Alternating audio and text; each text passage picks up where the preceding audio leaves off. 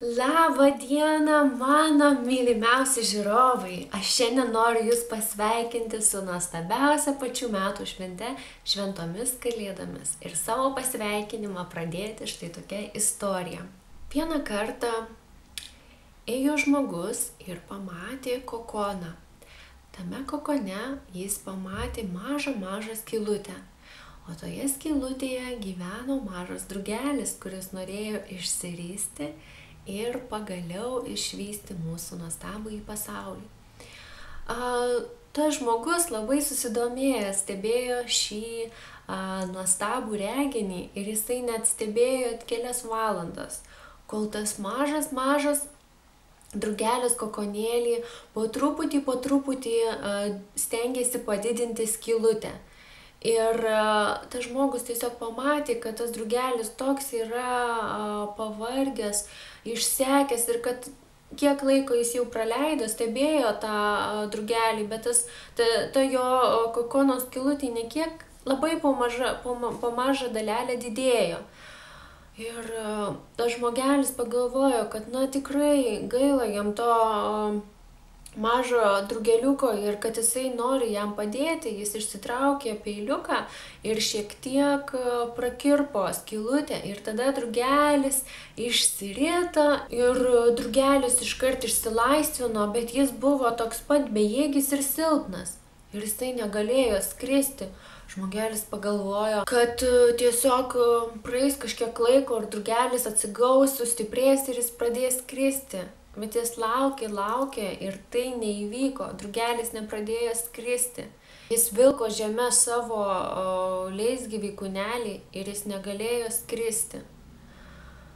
Tad tokia šio pasakojimo istorija, kad vis dėlto ne visą laiką reikia būti tokiu žmogumi. Ir štai šis geras žmogus net nepagalvojo, jis nežinojo, kad būtent tas drugelis turėjo iš to kokono išlysti pats, nes būtent tuo metu, kai jis didino tą skylę, jo kūną kaupėsi skysčiai, kurie ir padeda naujiems tiems drugeliams skraidyti. Ir kadangi tas drugelis pats neišskrido, jam padėjo žmogus, jis neturėjo tų skysčių ir jis negalėjo skraidyti. Būtent tas gyvenimas ir vertė, kad tas drugelis iš visų savo jėgų galėtų išsiristi iš to kokono ir kad tokiu būdu galėtų augti, stiprėti ir vystytis. Ir tikrai kartais mūsų pastangos yra reikalingos gyvenime, nes tam tikri patiriami sunkumai mus tik tai sustiprina,